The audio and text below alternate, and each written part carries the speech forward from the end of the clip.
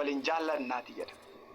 Erga akkas jedhee booddee namni hin jaallatiin Waaqayyoon hin beeku jedha. Namni hin jaallatiin Waaqayyoon hin beeku jedha. Nuyi nama kan jaallannuuf waan inni nu godheef waan inni nu gargaareef otoo hin taane nama ta'uu isaatiif isa jaallanna. Gooftaa Yesuus Kiristoos diinota keessan jibbaa, warra isin jibban jibbaa, warra isin jaallatan jaalladhaa, warra isin ari'atan ari'adhaa akka jedhamee isin barsiifame kana sirriitti beektu. Ani garuu akkas hin jedhu. Warra isin jibban maal godhaa? Jaalladhaa. Warra isin ari'atan nyaachisaa, obaasaa. Diinota keessan jaalladhaa nan jedhaadha. Yohaannis meeqa? Yohaannis utuu hin taane ergaa Yohaannis isa duraa boqonnaa 1 lakkoofsa 4 7 hanga 8. Ergaa Yohaannis isa duraa boqonnaa 4 lakkoofsa 7 hanga 8 sinii dubbisu. Ergaa Yohaannis isa duraa boqonnaa 4 lakkoofsa 7 hanga 8 sinii dubbisa. Kanaatiif jaalalli inni dhugaa kun nu keessa jiraatennaan warra nu godhan qofaa jaallachuu nurra hin jiraatu. Warra nu jaallatan qofaa jaallachuu nurra hin jiraatu. 4 7 hanga 8 sirriitti dhaggeeffadhaa. Ergaa Yohaannis isa duraa boqonnaa 4 lakkoofsa 7 hanga 8 michoota koo jaalalli kan Waaqayyo waan ta'eef kottaa waliin jaallanna. Namni jaallatu hundinuu mucaa Waaqayyooti. Waaqayyoon isin beeka. Waaqayyo jaalala waan ta'eef namni hin jaallatiin Waaqayyoon hin beekne jedha. Ergaa Yohaannis isa duraa boqonnaa 4 lakkoofsa 7 hanga 8 michoota koo jaalalli kan Waaqayyo waan ta'eef kottaa waliin jaallannaati. Waan uffata sii biteef, waan kaaffee si geesseef, waan carraa dadaala sii mijeesseef jaallata otoo hin taane jaalalichi kan Waaqayyo waan ta'eetiif kottaa maal goonaan waliin jaallannaa jedha. Namni jaallatu eenyuun beekaadha? Waaqayyoon beekaadha. Namni jaalala hin qabne eenyuun hin beeku jechuudha? Waaqayyoon hin beeku jechuudha. Namni hin jaallatin eenyuun hin beeku jechuudha? Waaqayyoon hin beeku jechuudha. Yoo laaltan biyya lafaa kanarratti namoonni nama isaaniif waan gaarii godhe jaallatu. Namoonni nama isaaniif waan gaarii godhe jaallatu. Gooftaa Yesuus Kiristoos garuu diina keessan jibbaa, warra isin jibban jibbaa, warra isin ari'atan hin jaallatinaa jedhamee akka barreeffame kana akka barsiifame isin iyyuu beektu. Ani garuu akkas hin jedhu. Ani garuu maal hin jedhu? Akkas hin jedhu. Warra isin ari'atan maal godhaa? Jaalladhaa. Warra isin jibban jaalladhaa. Diinota keessan nyaachisaa, obaasaa malee jedha.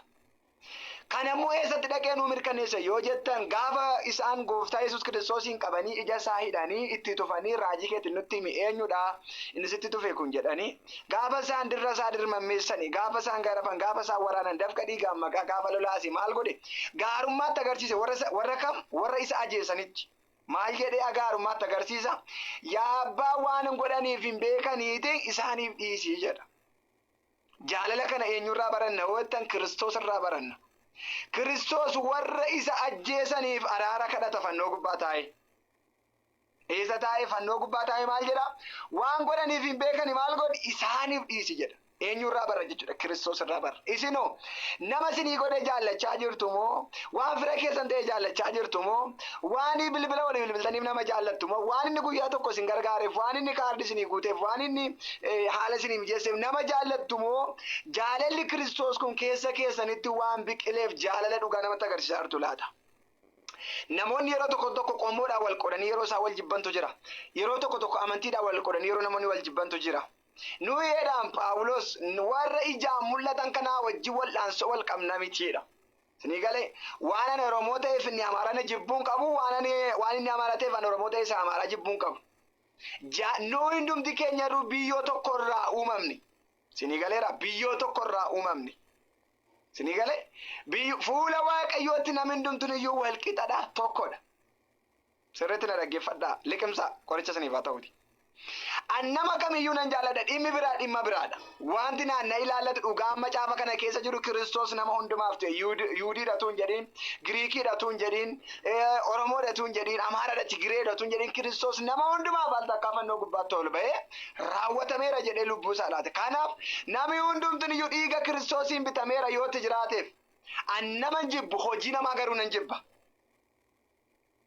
Agartu nama kamiyyuu jibbuun irra hin jiraatu hojii namaa garuu jibbuun hin danda'a. Hojichi sirrii waan hin taaneef daandiin isaa sirrii waan hin taaneef haasaan isaa sirrii ta'uu yoo dide namicha hin jibbatu hin taane hojii isaa hin jibba. Namichaaf Kiristoos du'eera. Maaliif nama jibbita? Akka jedhu Gooftaa Yesuus Kiristoos obboleessa keessa si bukkee jiru kan hin jaallanne ana isa jaan hin argin akkamitti jaallatta? Jalqaba Kiristoosiin jaallachuun keenya kan inni ittiin beekamu obboleessa keenya obboleettii keenya nu bukkee jirtu jaallachuurraan keessa dabarree immoo eenyuun jaallachuu dandeenya? Kiristoosin jaallachuu dandeenya. Karaa nuyi itti Kiristoosin arguu dandeenyu tokko obboleessa keenya jaallachuudhaan obboleessa keenya keessatti Kiristoosin arginee Kiristoosin jaallachuu dandeenya. Kanan ta'u taanaan amma bara ammaa kana yeroo darbe simbarsaan ture torbee darbe keessa mana tokko keessa jaalalli hin jiru. Gaa'ela keessa jaalalli hin jiru. Obboleessa obboleettii gidduu jaalalli hin jiru. Bari machee barcuma takkasedha. Ni galeera. Jaalalli baratti gaa'ela gidduudhaa dhibe. Jaalalli gaa'ela gidduudhaa dhibe. Jaalala akkamiiti beektu? Maaliif gaa'ela gidduudhaa jaalalli dhibeettanii yoo na gaafatan torbee darbe namoota baay'ee keessan barsiisaan ture waan ta'eetiifi baay'ee keessan gartaniitu. Jaalalli maaliif gaa'ela gidduudhaa dhibe? Jaalalli hin dhuma moo maaliif gaa'ela gidduudhaa dhibeetti? Eeyyee hin dhuma. Jaalala isa kamtu dhuma beektu? Jaalala isa bifa ilaalanii wal jaallatan. Jaalala isa bu'aa ilaalanii wal jaallatan.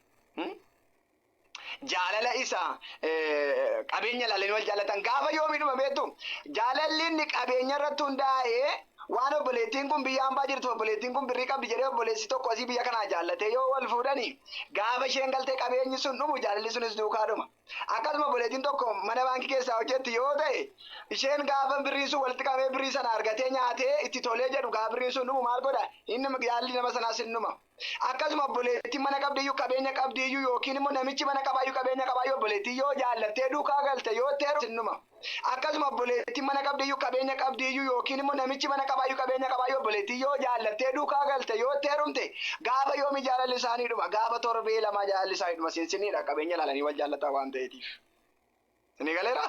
Kanaaf jaalalli dhugaan gaa'ila gidduu hin jiru yoo ta'e gaa'illi dhugaan dhaabate gaa'illi dhugaadhaan hin dhaabanne tokko jaalalarra dhugaa irratti kan hin handoofne qabeenya irratti kan hundaa'e bu'aa irratti kan hundaa'e gaafa yoomii diigama yoo ta'an gaafa qabeenyi sun diigama.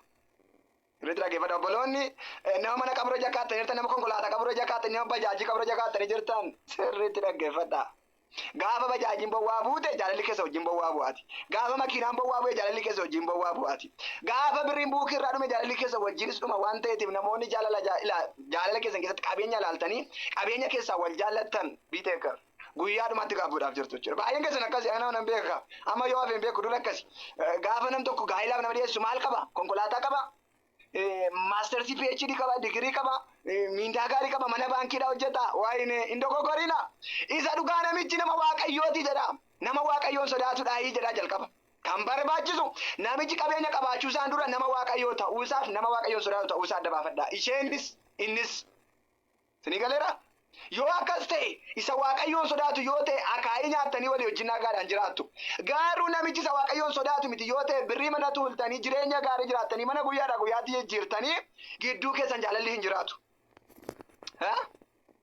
Gidduu keessan jaalalli hin jiraatu. Kanaatiif waan tokko isinitti hima. Mee amma namoonni nama mana qabutti malee hin heerumu jettanii mee mana tokko irratti manni mana irratti ijaaramee gamoo pilaastiriyaa ta'u gamoo mana adda addaa ta'u mee galgal tokko keessatti namni kilaasii lama sadii bula moo galgal tokko keessa kilaasii tokko keessa bula.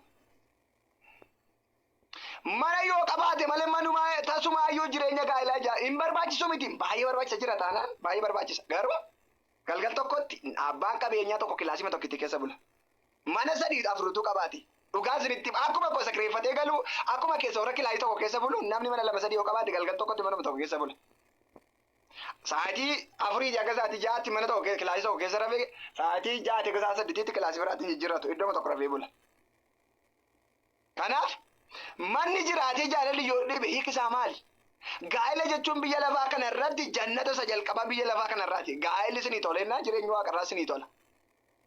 Biyya lafaa kana irratti garuu gaa'elli namoota baay'ee maal irratti hundaa'an jedhee biizinasii irratti kan hundaa'e, bifa irratti kan hundaa'e, haala irratti kan hundaa'e. Geessani jaalaloonni kun gaafa yoomii diigamu yoo jettan gaafa biiftii obboleettii sanaa cabe yookiin immoo biiftii obboleettii sanaa cabe indee xiqqoo kaleessa nama waa biraa turte irraa maayinni akka tuffiitti akka maalitti wal ilaaltu jira gaa'ela keessa. Anatti amma nama ammati waliin jechisu jira. Gaa'ela keessatti namoota akkas waliin jedhantu jiru nama ammati. Kaleessa garuu lubbuu siin du'a ittiin jettee lubbuu siin du'a jedhee walii wajjin gaa'ela ijaaran. Har'a garuu atamma nama waliin jedhu gaa'ela gati maaltu badee yoo jettan hin cabde mucaa tokko godhattee yookiin immoo saala jireenyaa ta'u isa cabe yookiin isheetu cabe bifa gadhiiste. Gaafa isheen bifa gadhiistu atamma namaa waliin jedhu. Hamma nama wal tuffachuutti gahu.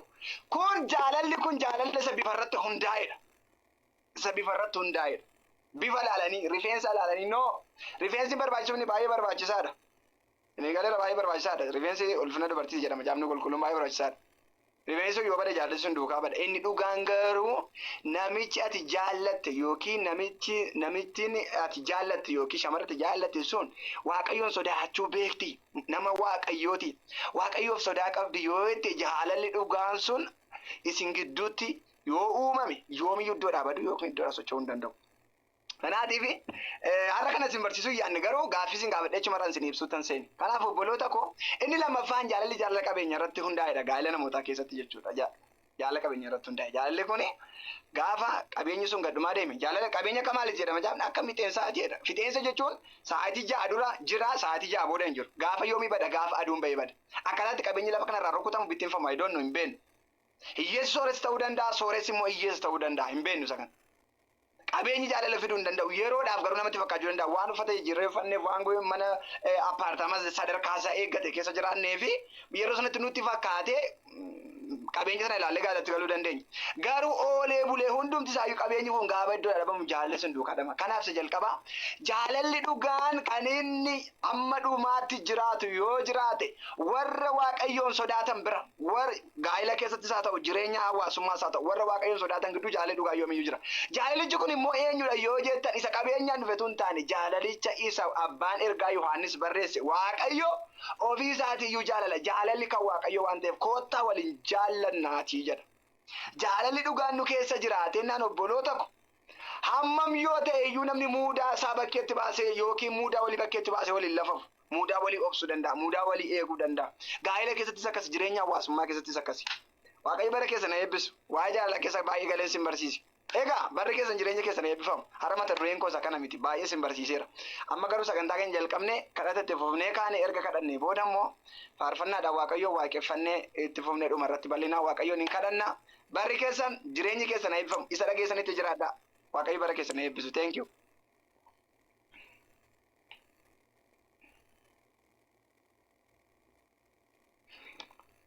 Eebbifama.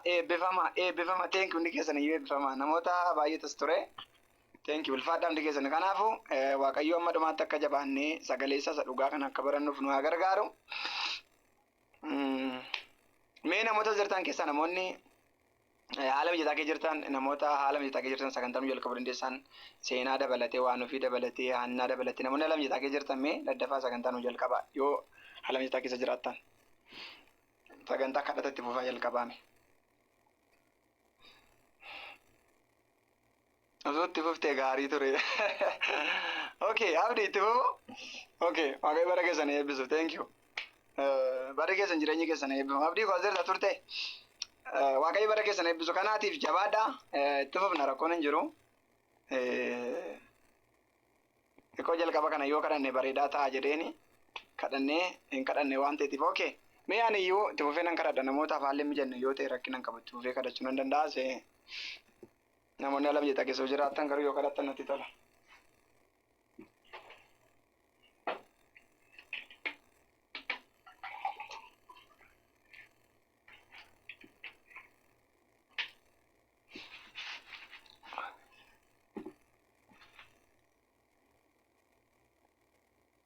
Maadhaaf deemee barreessaan ture abdiin.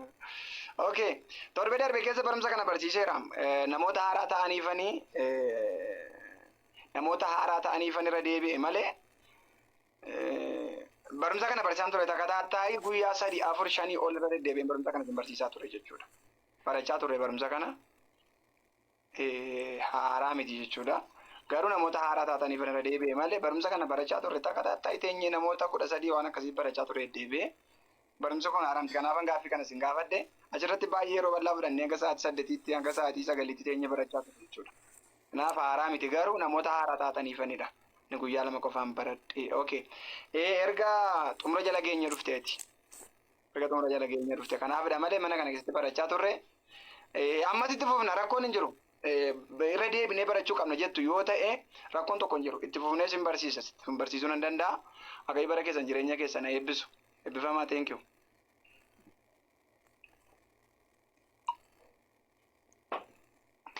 Daqiiqaa 5 galateeffadhee barumsa kee itti fuftee dhumarra nuu kadhachuu sinii wayyu. Okay, itti fufi rakkinan qabu itti fufi. Haleluuyaa. Ameen. Maqaan gooftaa keenyaa bara baraan kan eebbifame haa ta'u. Irra keessa kan jirtan jala kan jirtan hunduma keessaniif nagaan waaqayyoo dachaa dabalee daddabalee isiniif haa baay'atu. Amma immoo yaada jirru keessaa baane yaada wallee keessaa baane yaada keenya fannoo Kiristoos jala godhannee waaqayyootiin hin barbaaddanna. Daqiiqaa 5 kan hin caalle waaqayyoon galateeffannee sagantaatti aanutti fufna jechuudha. Ammallee irra deebi'een nagaa waaqayyoo isin gaafachuu jaalladha. Nagaan waaqayyoo waaqa jiraataa inni dhumaaf daangaa hin qabne baraaf jireenya keessaniif haa baay'atu. Eebbifamaa isiniin jechuu jaalladha. Sa'aatii kana immoo waaqayyootiin hin galateeffanna. Isa dursa garuu sagalee waaqayyoo keessaa iddoo tokko walii wajjin hin dubbifannee irratti waaqayyootiin hin kadhanna. Isaayyaas 41 lakkoofsa 10 dubbiseeni akkas jedha maqaa gooftaa Yesuusiini. Egaa ani si wajjin waan hin jiruuf hin sodaatin, ani waaqayyoo keetii hin nahin, ani sin jabeessa, ani sin gargaaras, irree qajeelummaa koo isa mirgaatiin ol sin qabaadha. Maqaan gooftaa keenyaa bara baraan kan eebbifame haa ta'u. Sagalee kanarra deebi'een dubbisa. Egaa ani si wajjin waan hin jiruuf hin sodaatin, ani waaqayyoo keetii hin nahin, ani sin jabeessa, ani sin gargaaras, irree qajeelummaa koo isa mirgaatiin ol si qabaadha. Maqaan gooftaa keenya bara baraan kan eebbifame haa ta'u. Lakkoofsa 11 itti dabala. Kunoo warri si hadheessan hundinuu illee iyyuu hin salphatus. Warri si irratti ka'anis hin dhumu malee waa'ee hin baasanidha. Hadheessan hundinuu illee iyyuu hin salphatus. Warri si irratti ka'anis hin dhumu malee waa'ee hin baasanidha. Maqaan gooftaa keenya bara baraan kan eebbifame haa ta'u. Kunoo warri si hadheessan hundinuu illee iyyuu hin salphatus. Warri si irratti ka'anis hin dhumu malee waa'ee hin baasanidha. Maqaan gooftaa keenya bara baraan kan eebbifame haa ta'u. Inni nu gargaaree, inni nu wajjin ta'ee galagala kana egaa ani si wajjin waan hin jiruuf maaliin ta'inadha? Hin sodaatinadha. Ani waaqayyoo keetiin nahinadha. Maqaan gooftaa keenya bara baraan kan eebbifame haa ta'u. Sagalee baay'ee yeroo baay'een irra deebi'ee dubbisu, sagalee yeroo baay'ee keessa koo deddeebi'u, sagaleen yeroo baay'ee itti boqodudha sagaleen kun. Maqaan gooftaa keenya bara baraan kan eebbifame haa ta'u. Gooftaa keenya kanaan hin galateeffanna. Mee galata keessa sa'aatii kana gochaasaa yaadannee, olmaasaa yaadannee, gargaarsasaa yaadannee waaqayyootiin galateeffanna. Si haa galatonname. Hundumtuu waaqayyoon haa galateessu. Namni afaan qabu hundumtuu, namni waaqayyoo gochaa isaaf godhee beeku, namni waaqayyoo olmaa isaaf oolee beeku, namni waaqayyoo isa gargaaree beeku, mee waaqayyoon haa galateeffatu sa'aatii kana. Galata keessa namni waaqayyoon galateeffanna. Na gargaartee taana wajjin taatee si haa galatu. Waa'ee keenyaaf kan yaadame badiisa ture, waa'ee keenyaaf kan yaadame salphina ture du'atu. Maraatummaatu caba galmalee maqaa gooftaa keenya yeroo kana keenya yaa waaqa hundumaa waaqayyoon gargaarsa maqaan kee haa eebbisu. irra ga'uun keenya salphaa. Nu eegdee harka ga'uun keenya siin yaa waaqa koos jiraataa bara bara ati Gargaaruu eebbisu. isaarraan kan kee Maqaan gooftaa Kiristoos na eebbisu yaa abbaa. Wallaaluma keenya irraa nutti lakkaa'in badii keenya irraa nutti lakkaa'in badii keenya irraa nu deebiftee yaa waaqa mana kee keessatti walitti nu qabattee yaa waaqa keenya eebbifamu. barumsa isatti aanutti Ati galatu yaa waaqa ati eebbifame. si haa galatu. Yaa galatu Mee gochaa isaa irratti yaadadha, olmaa isaa irratti yaa yaadadha. Isanni waaqa kaleessa sun kan qabsiisu, ta'e isanni si kaleessa deemti kana sinaaf wanti guddaadha hullakkee guddaadha yaa waaqa ati na gargaarte tas yaa galatu. kiyyoo Na baay'ee baaftira na baraartira maatii koo baraartira du'a jalaa yaa waaqa si haa galatu. Sabni koo maatii koo hundi du'a jalaa barare maqaa keetiin sagalee mataa keetii waamuudhaan yaa waaqa koo ati eebbifamu. isaan gargaarame isaan eegame. Yaa waaqa na gargaarte yaa waaqa qabeenya koo margee koo maalummaa koo otoo hin taane yaa waaqa Waaqayyotti haa gammadu jireenyi keenya. akkanumaan na jaalattee na barbaaddee badii jalaa anaan maatii koo miliqsitee yaa waaqa jiraata bara bara ati eebbifamu. Maqaan kee haa eebbifamu. Amiin. Baay'een Amiin. Amiin. jabsuu isaa amanatee, baay'een cimina isaa amanatee bahee karaa tureera.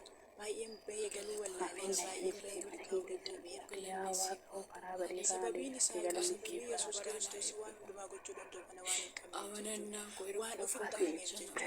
yaa waaqa koo jiraata. Garuu Yesuus Kiristoos hin amanne isa dahoo keenya godhanne isa gargaara tokkooti Dahoo koo gaaddisa koo ati dhufaatu gaaddisa naaf taate maatii koo illee mana kootii alatti gaaddisa taate yaa waaqa. Kanaafuu gooftaa keenya kana jajanna. Maqaan gooftaa keenya kan eebbifamu yaa ta'u. Ati eebbifame yaa Laphee banamaadhaan yaada cabaadhaan waaqayyootiin galateeffanna. waaqa. akkasumaan yeroo keenya gubuu akka hin taane akkasumaan sa'aatii keenya gubuu akka hin taane akkasumaan hirriba keenya dhabu sa'aatii kana taa'uu utuu hin taane guyyaa kana hojii garaagaraarra oollee dadhabneerra guyyaa kana foon keenya dadhabaa ooleera garuu hafuura keenya haareeffanname gaarummaan keenarra baay'eedha tolli keenarra baay'eedha gammadaamee gooftaa kanatti galanni siif haa ta'u biyya anatu siin gargaara obboloota koo kanatu siin gargaara maatii keenyatu siin gargaara garaa qullaadhaan garaa cabaadhaan waaqayyoo galateeffanneera taanaan waaqayyoo gooftaan machaa galata keenya simateera amma immoo hin kadhanname waaqayyooti yakkeera si gaddisiiseera cubbuu konaaf dhiiseera daddarbaa konaaf dhiisi otoon beekuun si yakke otoon beekinan si yakke yaa waaqayyoo si gaddisiiseera deemsa kun dubbannaa kun hojiirra tokko yaada garaa kun guutummaa jireenya kun si yakkeera si gaddisiiseera meenatti araaramenna waaqayyoon araara gaafannamee galgala kana bonatti araaramedha jireenya koof araaramedha namummaa koof araaramedha tajaajila koof araaramedha bahuu koof galuu koof araaramedha mee waaqayyoon araara gaafadhaa sa'aatii kana namni ani cubbuun qabu jedhuun sobaaf sossobaa dhugaan goosisa keessa hin jiru kanaaf iyyuu hundumti keenya mee waaqayyoon araaraa gaafannu natti araarame jedha araara keen barbaada araara keen fedhadha kadhadhaa siniif hin kennama barbaadan argattu kan jedhe waaqayyoodha waan ta'eedhaaf inni dubbatee dubbiisaaf amanamu inni dubbatee amma dubbate ga'u waaqayyo gooftaan machaa galgala kana gidduu keenya jira kanaaf iyyuu natti araara keen barbaada araara keen fedha araara kee malee waa tokko gochuu hin danda'u araara kee malee bahee galuu hin danda'u araara kee malee dubbadhee milkaa'uu hin danda'u kanaaf iyyuu mee natti araaramedha qilleensa keenyaaf araarame dachee keenyaaf araaramedha araara keen jireenya keenyedha araara keen nu milladhudha mee waaqayyoon araara gaafadha nuyi cubbamoota gadadamoota sababiin isaayyuu edda cubbuurraa dhalanne waan ta'eedhaaf haati garaatti nu baatte cubbamtu kanaaf iyyuu nuyi cubbuudhaan dhalanne mee waaqayyoon itti araaramenna waaqayyo araara qabeessa waan ta'eedhaaf waaqayyo oo'a qabeessa waan ta'eedhaaf waaqayyo garaa laafessa waan ta'eedhaaf mee kanaaf iyyuu natti araarame si yakkeera si gaddisiiseera karaa ittiin jaallanne irra deemee si yakkee waan ittiin jaallanne hojjedhee si gaddisiise kanaaf iyyuu natti araaramedha waaqayyoon araara gaafadha namni kamiyyuu waaqayyoon araara haa gaafatu namni ani cubbamaadha ani yakkamaadha kan jedhu waaqayyoon araara haa gaafatu namni ani cubbuun qabu ani qulqulluudha garuu dhiisuu danda'a garuu sa'aatii kana namni waaqayyoon araara gaafate araara argata kanaaf iyyuu natti araaramedha waaqayyoon araara gaafadha waaqayyo waaqa araaraati yesuus natti araaramedha dhuguma si yakkeera si gaddisiiseeradha waaqayyoon araara gaafadha warri ba'aan cubbuu isinitti ulfaate baattadhaa gara koo koottaan isinan boqochiisa aara galfiin isiniif kenna kan jedhe waaqayyoodha kanaaf iyyuu ba'aa cubbuu keenya baattannee fuula waaqayyoo duratti gadi jennee waaqayyoon araara gaafanna wanti nuuf dadhabame waaqayyoof hin danda'ama wanti nutti ulfaate waaqayyoof salphaadha waan ta'eedhaaf mee cubbuu keessan hundumaa waaqayyootti fidadhaa gara waaqayyootti fidadhaa otoo beektanii kan hojjettan otoo hin beekin kan hojjettan mee waaqayyootti fidadhaa waaqayyo aara isin galfachiisuudhaaf gidduu keenya jira waaqayyo lubbuu keessaniif boqonnaa kennuuf gidduu keenya jira kanaaf iyyuu araara gaafanna mee waaqayyoon akkan maal siif godhu barbaadda garbittii koo garbicha koo nuun jechaa jira waaqayyo sa'aatii kanatti araara si gaafachaan jira araara keen barbaadadha waaqayyootti madda araara keen biyya koo araara keen maatii koo araara keen obbolaa gara araara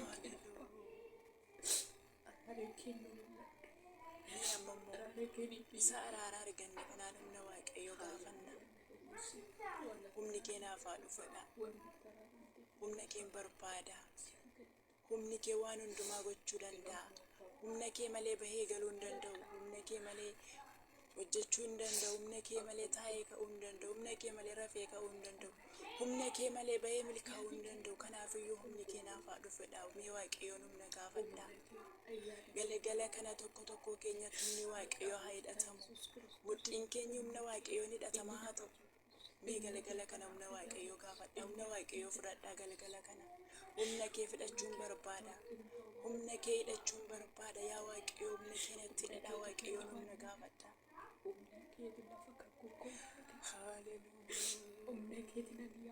Humni isaa yoo nuu dhufe malee faarfachuun hin danda'amu. Humni isaa yoo nuu dhufe malee lallabuun hin danda'amu.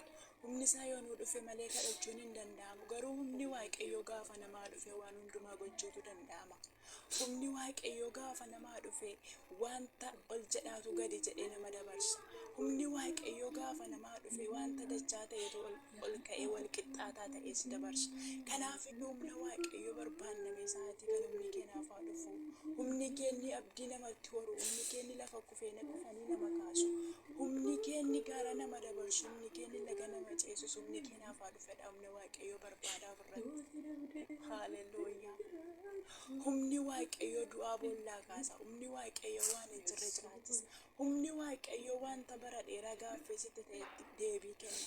Humni waaqayyoo hidhaa namaa hiika. Humni waaqayyoo gudunfaa namaa fura. Kanaafiyyuu humni kee naaf haa dhufedha. Humna waaqayyoo malee waa tokko gochuu hin dandeenyu.